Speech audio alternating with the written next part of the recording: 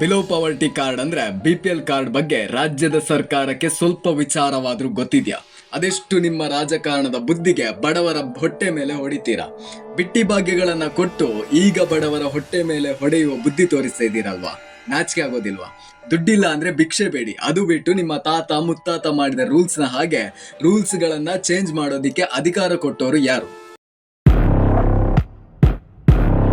ನಮಸ್ಕಾರ. ಈ ವಿಡಿಯೋ ಮಾಡೋದು ಬೇಡ ಅಂತಾನೆ ಐತೆ, ಆದ್ರೆ ಪ್ರಸ್ತುತ ವರದಿಗಳನ್ನ ಕಂಡಾಗ ಇಂತಹ ಹೊಲಸು ಪಾಲಿಟಿಕ್ಸ್ ನ ಅಗತ್ಯ ಇದೆಯಾ ಅಂತ ಅನ್ಸುತ್ತೆ. ಈ ವಿಚಾರದ ಬಗ್ಗೆ ಅಗತ್ಯವಿರುವಂತಹ ಮಾಹಿತಿಗಳನ್ನ ಕೊಡುತ್ತೇನೆ ಅಂಡ್ ಫೈನಲ್ ನಾನು ಕನ್ಕ್ಲೂಷನ್ ಕೂಡ ಮಾಡ್ತೀನಿ. ಅದಕ್ಕಿಂತ ಮುಂಚೆ BPL ಮತ್ತು APL ಕಾರ್ಡ್ ಅಂದ್ರೆ ಏನು ಅಂತ ತಿಳಿಯೋಣ ಬನ್ನಿ.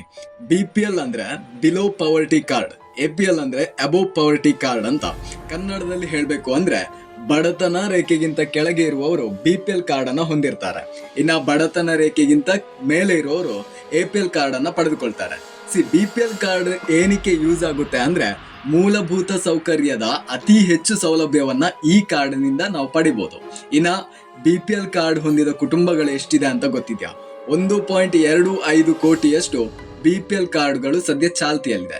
2.62 ಲಕ್ಷ ಅಂದ್ರೆ 18% ಆಫ್ BPL ಕಾರ್ಡ್ಗಳು ರದ್ದಾಗುವ ಚಾನ್ಸಸ್ ಇದೆ. ಆಲ್ರೆಡಿ ಕೆಲವು ಕಾರ್ಡ್ಗಳು ರದ್ದಾಗಿದೆ ಕೂಡ. 22.62 ಲಕ್ಷ ಕೇವಲ ಒಂದು ನಂಬರ್ ಅಲ್ಲ, ಆಕ್ಚುಲ್ ಬಡವರು ಕೂಡ ಇದರಲ್ಲಿ ಸೇರಿಕೊಂಡಿದ್ದಾರೆ ಅನ್ನೋದು ದುರಂತ ಕತೆ. ಒಂದು ವೇಳೆ ರಾಜ್ಯ ಸರ್ಕಾರ ಈ ನಿರ್ಧಾರದಿಂದ ಹೊರಬಾರದೇ ಇದ್ರೆ ರಾಜ್ಯದ ಮೂಲೆ ಮೂಲೆಯಲ್ಲಿ ಪ್ರತಿಭಟನೆಗಳು ನಡೆಯುತ್ತವೆ. ಅಲ್ಲ ಗುರುವೆ, ಫನ್ ಫ್ಯಾಕ್ಟ್ ಏನ್ ಗೊತ್ತಾ?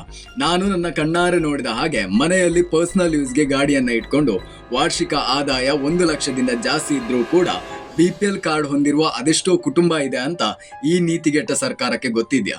ಮಾನ್ಯ ಶ್ರೀಯುತ ಸಿದ್ದರಾಮಯ್ಯರವರೇ ಅಥವಾ DK ಶಿವಕುಮಾರ್ ರವರೇ, ಸ್ವಲ್ಪ ದಿನ ಹೊರಗೆ ಬಂದು ಪ್ರಪಂಚ ಸುತ್ತಾಡಿ, ಅದೆಷ್ಟು ಜನರ ಬಡತನ ನಿವಾರಣೆ ಮಾಡ್ತೀರಿ ಅಂತ ನೋಡೋಣವಂತೆ. ಇಲ್ಲಿ 18% BPL ಕಾರ್ಡ್ ರದ್ದಾಗಿದ್ದು ಬಡವರದ್ದೇ.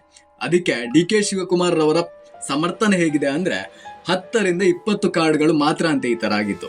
ಬ್ಯಾಂಗ್ಳೂರ್ನಲ್ಲಿ ಕಾಲೇಜ್ ಓದ್ತಾ ಇದ್ದಂತಹ ಹುಡುಗಿಯ ಬಡತನವನ್ನ ಒಂದು ಬಾರಿ ಹೋಗಿ ಕಣ್ಣಾರೆ ನೋಡಿ ಎಷ್ಟು ದಿನದ ಸ್ಕೆಚ್ ಇದು. ನಾನು ಯಾವುದೇ ಪಕ್ಷದ ಪರವಾಗಿ ಮಾತಾಡ್ತಾ ಇಲ್ಲ, ಬಟ್ ಒಂದು ಫ್ಯಾಕ್ಟ್ ಹೇಳ್ತೀನಿ ಕೇಳಿ. ಅದೆಷ್ಟು ಅಂಗನವಾಡಿ ಕಾರ್ಯಕರ್ತೆಯರ ಸ್ಯಾಲ್ರಿ ಪ್ರತಿ ತಿಂಗಳು ಬಂದಿದೆ, ಅದೆಷ್ಟು ಜನರ ಬಸ್ ಡ್ರೈವರ್ಗಳ ಸಂಬಳ ಅಪ್ ಟು ಡೇಟ್ ಬಂದಿದೆ, ಅದೆಷ್ಟು ಬಸ್ಗಳು ಇವತ್ತಿಗೂ ಕೂಡ ಸುಸಜ್ಜಿತವಾಗಿ ಓಡಾಡ್ತಾ ಇದೆ. ಇದನ್ನೆಲ್ಲ ಪ್ರಶ್ನೆ ಮಾಡಿದ್ರೆ ಪಾಪ ಇವರುಗಳಿಗೆ ವರ್ಷ ಆದ್ರೂ ಉತ್ತರ ಸಿಗಲ್ಲ. ಆದ್ರೆ ಇವರುಗಳ ಬೊಕ್ಕಸ ಖಾಲಿ ಆದ್ರೆ ಮಾತ್ರ ರಾತ್ರಿ ಕಳೆದು ಹಗಲು ಆಗ್ಬೇಕಾದ್ರೆ ರೂಲ್ಸ್ ಗಳು ಚೇಂಜ್ ಆಗುತ್ತೆ ಅಲ್ವಾ? ಎಷ್ಟು ಬೇಗ ಅಂಡರ್ ಪ್ರೊಸೆಸ್ಗೆ ಈ ಕೆಲಸಗಳೆಲ್ಲ ಬರುತ್ತದೆ ಅಲ್ವಾ? ನಾಚಿಕೆ ಆಗೋದಿಲ್ವಾ ನಿಮ್ಗೆ?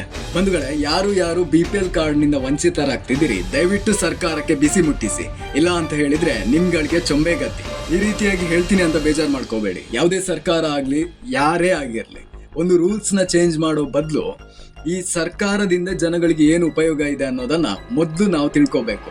ಅಂಡ್ ಇದರ ಪರಿಣಾಮ ಏನಾಗ್ಬೋದು ಅನ್ನೋದರ ಬಗ್ಗೆ ಸ್ವಲ್ಪನಾದ್ರೂ ಜ್ಞಾನ ಬೇಕು. ಇವತ್ತು BPL ಕಾರ್ಡ್ ರದ್ದಾಗಿದೆ ಸರಿ, ಅದು ಎಷ್ಟು ಜನರ ಹೊಟ್ಟೆಗೆ ಹೊಡೆದಿದೆ ಅನ್ನೋದರ ಬಗ್ಗೆ ಕೂಡ ಸ್ವಲ್ಪ ಜ್ಞಾನವನ್ನ ಇಟ್ಕೊಳ್ಳಿ. ಈ ರೀತಿ ಹೇಳಿ ನನ್ನ ವಿಡಿಯೋವನ್ನ ಮುಗಿಸ್ತಾ ಇದ್ದೇನೆ. ನಿಮ್ಮ ಭೇಟಿ ಮುಂದಿನ ಒಂದು ವಿಡಿಯೋದಲ್ಲಿ. ಧನ್ಯವಾದಗಳು. Like, share, comment, subscribe. May I go now?